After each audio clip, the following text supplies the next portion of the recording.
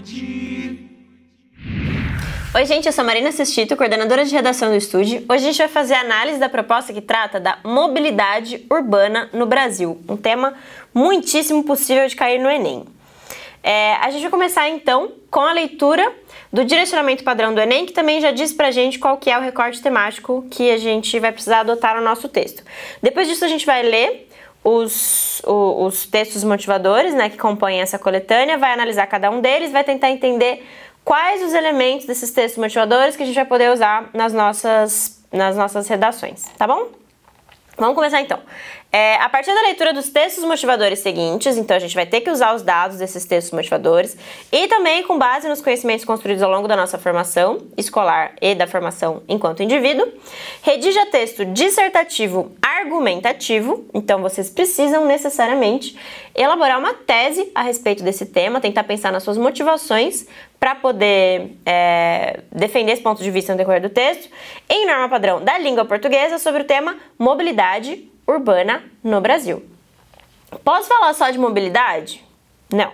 Preciso falar de mobilidade urbana e eu preciso fazer o recorte dessa questão para o Brasil. Eu não posso simplesmente falar de mobilidade urbana como se a gente estivesse falando disso no mundo todo ou como se a gente estivesse falando disso genericamente. A gente precisa marcadamente falar de mobilidade urbana no Brasil para ter uma boa nota na competência 2, tá bom? Que trata de adequação ao tema e ao gênero. Apresentando uma proposta de intervenção, então, propondo uma solução para esse problema e também respeitando os direitos humanos. A gente não pode deixar de respeitar os direitos humanos em nenhum momento do nosso texto. Selecione, organize e relacione de forma coerente e coesa argumentos e fatos para a defesa do seu ponto de vista.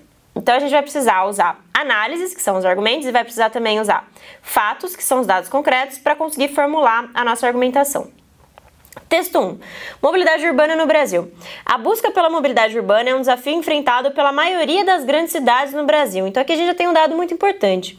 Grande parte das cidades brasileiras, elas têm problemas de mobilidade urbana. Da onde vem esse problema? Como que ele seria resolvido? Vamos pensar sobre isso. Que esbarram em problemas como privilégio aos transportes individuais. Então aqui a gente já tem um indicativo do que acarretaria essa dificuldade na mobilidade urbana, que seria esse excessivo uso de transportes individuais. Vamos tentar entender em que medida isso afeta a mobilidade urbana nas grandes cidades brasileiras. A mobilidade urbana refere-se às condições de deslocamento da população no espaço geográfico das cidades. Então a gente vai pensar em mobilidade urbana como sendo isso aqui, com essa definição. As condições de deslocamento da população no espaço geográfico das cidades. O termo é geralmente empregado para referir-se ao trânsito de veículos e também de pedestres, seja através do transporte individual, carros, motos, etc., seja através do uso de transportes coletivos. Então a gente vai pensar em mobilidade urbana como o conjunto de deslocamentos compreendido por essas duas formas, seja de forma por veículos particulares ou veículos públicos.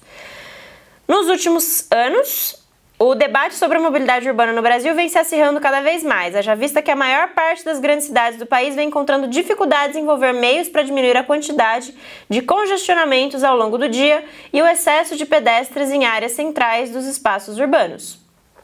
Aqui a gente já tem mais um elemento interessante. Vamos retomar esse trecho porque eu acho importante a gente analisar com calma.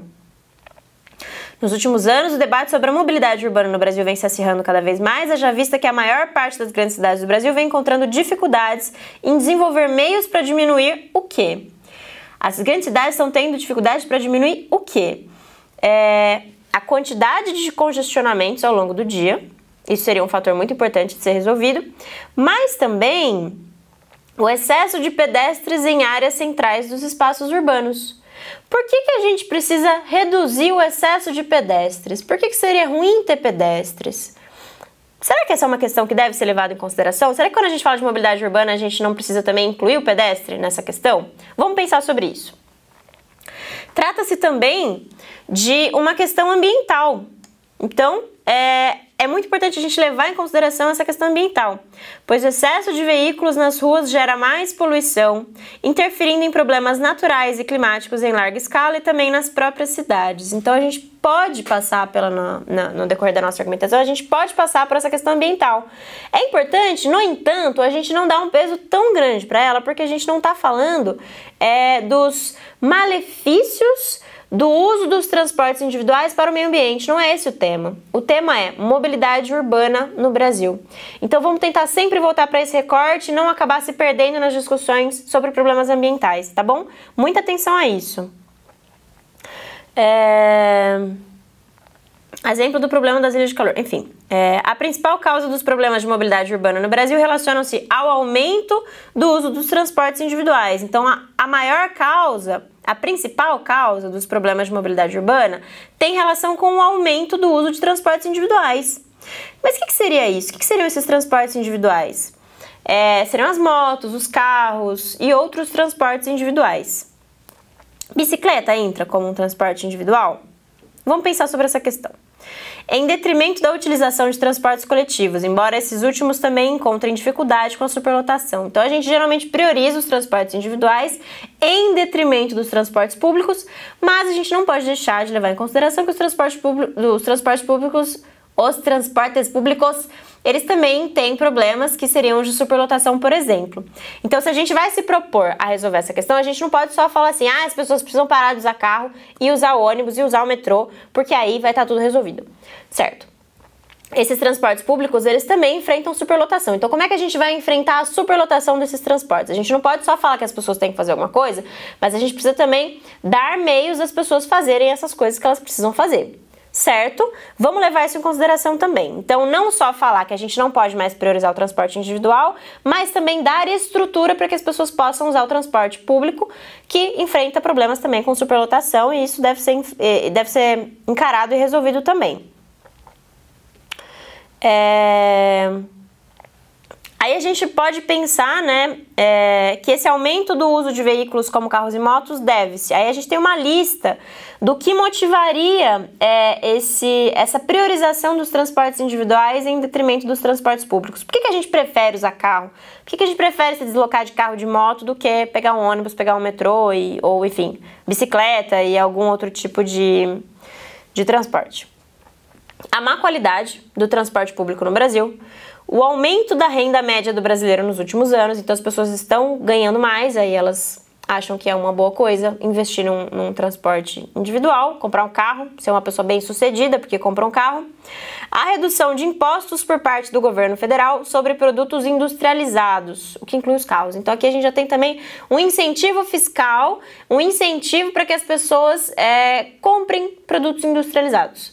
E isso inclui os carros também. Então existe uma diminuição nas taxas cobradas pelo governo federal para esse tipo de produto, para que a gente consiga utilizar para comprar esses produtos e utilizá-los no dia a dia. A concessão de mais crédito ao consumidor. Então, às vezes a pessoa não conseguiria comprar um carro, mas ela consegue um crédito, consegue um empréstimo que possibilita que ela compre um carro. A herança histórica da política rodoviarista do país. Aqui a gente já tem mais uma questão muito interessante, que é muito pertinente vocês trazerem para o texto na hora de tanto contextualizar quanto fundamentar as outras motivações. Quais seriam as motivações culturais para que a gente prefira os carros? A gente sabe que existe uma cultura do carro no Brasil, que se você não tem carro, você é uma pessoa mal sucedida na vida. E a gente tem essa cultura de que pro cara as pessoas que têm dinheiro, elas precisam ter carro. Pra pessoa ser bem sucedida, ela precisa ter um carro. Se ela não tem um carro, é porque ela deu errado na vida. Essa cultura, ela é acentuada também por essa herança histórica da política rodoviarista. Então, além de ter esses fatores culturais, que as pessoas desejam ter um carro como um símbolo de que elas venceram na vida, a gente tem também essa herança dessa política rodoviarista. A gente não tem muitos outros meios de transporte que não o rodoviarista. As rodovias. A gente pouco explora os transportes fluviais, os transportes aéreos. A gente prioriza sempre o transporte por meio das rodovias. E essa é uma questão também muito importante e muito pertinente na hora que a gente vai pensar no que motivaria essa situação, tá bom? Vamos tentar não só apontar o dedo e dizer que as coisas estão erradas como elas são, mas a gente precisa tentar, sobretudo, entender por que é que elas são dessa forma. A gente precisa fazer análises críticas sobre o que motivaria o engendramento, a composição dessa situação. Entre os anos de 2002 e 2012, segundo os dados do Observatório das Metrópoles, enquanto a população brasileira aumentou 12,2%, o número de veículos registrou um crescimento de 138,6%. A população aumentou 12%, gente. O número de veículos aumentou 138,6%. A população aumentou 12%, veículos aumentou 138,6%. Há cidades no país que apresentam uma média de menos de 2 habitantes para cada carro presente. Isso é muita coisa, é muito carro. O que inviabiliza quase todas as medidas para a garantia de um sistema de transporte mais eficiente. Exato. A gente tem um excesso de carros aí, e isso certamente vai trazer dificuldades. Vamos dar uma olhadinha, então, no texto 2. Segundo o relatório Estado das Cidades da América Latina e Caribe, 80% da população latino-americana, aqui a gente está falando de população latino-americana, não está falando de população brasileira. Vamos tomar muito cuidado, então. Eu acho muito importante a gente usar esses dados, essas problematizações, sobre outros contextos, que não necessariamente o estritamente brasileiro, mas para fazer contextualização, para fazer comparação. A gente nunca pode só ficar nesses dados e desconsiderar o recorte temático, que é a mobilidade urbana no Brasil, certo? Não vamos deixar isso de lado, tudo bem? Então, 80% da população latino-americana vive em centros urbanos e 14% habita metrópoles como São Paulo e Cidade do México. Ocorre que esse aumento contínuo da população urbana não foi acompanhado de políticas de urbanização e infraestrutura que resolvessem questões como moradia e transporte. Então, a gente teve um aumento na população, 80% dessa população vive em centros urbanos, vive nas cidades, mas esse crescimento da população nas cidades não acompanhou o crescimento também e o melhoramento das políticas de urbanização e de infraestrutura. Então a gente aumentou as pessoas na cidade, mas não melhorou a infraestrutura das cidades para receber esse monte de gente aí, tá bom? Isso se aplica tanto para moradia quanto para transporte. A gente tem esses dois tipos de dificuldade. Aqui nesse texto específico a gente está tratando de transporte. A má qualidade do transporte público e o incentivo ao consumo faz a população optar pelo transporte individual. Então a gente tem um transporte público ruim e o incentivo ao consumo de carros. A gente tem uma taxação mais baixa para os carros, a gente tem um incentivo de dar empréstimo para as pessoas comprarem carro, então a gente incentiva que elas comprem carros e a gente não oferece um transporte público de qualidade. Isso evidentemente vai ter efeitos. Algum resultado isso vai ter. Vamos pensar sobre esses resultados. De acordo com o Observatório das Metrópoles, a frota de veículos das metrópoles brasileiras dobrou nos últimos 10 anos, com um crescimento médio de 77%. Os dados revelam que o número de automóveis e motocicletas, aí a gente tem alguns dados aqui, que eu sugiro que vocês analisem com bastante calma, a gente não precisa ficar mencionando cada um deles, esses dados já estão nos textos motivadores, vocês podem trabalhar com eles para fundamentar a argumentação de vocês. Vamos para as outras partes que podem ser analisadas dessa coletânea.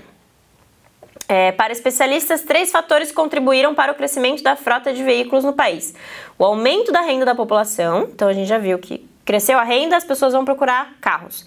As reduções fiscais do governo federal, como a gente já tinha visto no outro texto, e tanto para as montadoras e as facilidades de crédito para a compra de carros. Então esses 3 fatores, eles colaboram aqui para o agravamento dessa questão.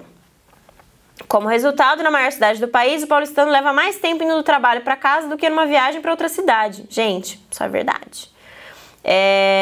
Segundo uma pesquisa realizada pelo Ibope, 70% dos paulistanos classifica o trânsito como ruim, 55% classifica como ruim ou péssimo, 22% classifica como péssimo, somando 77%. Então, 55% dos paulistanos acham o trânsito ruim e 22% acha péssimo. o que quer dizer que 77% dos paulistanos não estão achando muito legal esse trânsito de São Paulo. A pesquisa aponta ainda que o tempo médio gasto para os deslocamentos diários é de 2 horas e 49 minutos. Gente, em 2 horas e 49 minutos dá para ir para um monte de lugar. E as pessoas gastam isso diariamente se deslocando. É muito tempo, né? Vamos ver então o texto 3. Que tipo de estímulo ele traz pra gente? Nesse texto 3, a gente tem 3 imagens, comparando 60 passageiros em um ônibus, 60 ciclistas e suas bicicletas e 60 motoristas e seus carros. A partir dessa imagem, a gente vê nitidamente a gravidade dessa situação. A gente vê que 60 passageiros em um ônibus é ok, tá todo mundo ali cabendo no ônibus, sem tomar muito mais espaço, dependendo de como forem as condições desse transporte público, é uma viagem de qualidade, uma viagem confortável, que você faz sem tomar muito espaço das vias. 60 ciclistas e suas bicicletas também não tomam muito espaço na via. Mas, em compensação, se a gente olha para esse último quadrinho aí desse terceiro texto, a gente vê que 60 motoristas e seus carros ocupam toda essa rua que está aí presente nas outras 2 figuras também. Então, toma muito espaço na via. Muito espaço. E isso, evidentemente, vai trazer prejuízo à mobilidade urbana, porque vai ter muita gente, muito carro tentando se locomover num espaço que é limitado. Não vai ter espaço para todo mundo. Basicamente, a questão toda é essa. Não tem espaço para todo mundo colocar os seus carros aí. E isso vai dificultar muito a mobilidade urbana, vai dificultar muito os deslocamentos entre as cidades. O que a gente pode tirar desses textos para levar para a nossa argumentação? Todos esses elementos que a gente mencionou. Todos os dados estatísticos, todos os órgãos citados das pesquisas e tudo que está aqui, o Observatório das Metrópoles, tudo isso vocês podem levar para a argumentação de vocês. Desde que vocês façam análises. Desde que vocês olhem para esses dados e não só listem o que está na coletânea, na redação de vocês, mas vocês olhem para esses dados, interpretem esses dados, tentem pensar no que motiva essa situação, quais que são os elementos que constroem essa situação no Brasil e quais os efeitos negativos dessa questão. Depois que a gente já sabe tudo isso, a gente vai precisar resolver o problema da mobilidade urbana no Brasil. O que a gente pode fazer para resolver esse problema? A gente precisa envolver agentes, ações e meios, certo? Isso a gente faz com todas as propostas. Quem seriam os agentes? Quais que seriam os responsáveis por resolver essa questão? Quais órgãos governamentais? Não basta só dizer o governo, o Estado. A gente precisa dizer qual órgão, qual secretaria, qual ministério, o quê? Quem que vai fazer? O que vai ser feito? Quais são as medidas que podem ser adotadas? Criação de ciclovias? Disponibilização de bicicletas enfim, sem custo? Melhoria nos transportes públicos, como ônibus, como metrô? Utilização de transporte fluvial, não só o transporte rodoviarista? Vamos pensar em todos esses elementos. E como isso vai ser posto em prática? Que detalhes a gente poderia dar acerca da realização dessas medidas? O que a gente pode pensar para resolver essa solução? Então vamos dizer quem vai ser o responsável, quais as medidas que serão adotadas e como essas medidas vão ser postas em prática. Lembrando que é sempre muito mais difícil a gente especificar os meios, mas é fundamental que a gente especifique, tá bom? Então procurem detalhar bastante como que isso vai ser colocado em prática, quais serão as medidas que serão empregadas no enfrentamento desse problema e tentem construir um texto que dialogue tanto com a coletânea quanto que traga elementos externos e que também todos os elementos levantados no desenvolvimento como problemas sejam resolvidos na proposta de intervenção. Além disso, todos os elementos que vocês trouxerem para a proposta de intervenção precisam já ter sido discutidos no desenvolvimento. Tá bom? Espero que vocês escrevam um ótimo texto e a gente se vê na próxima análise de proposta.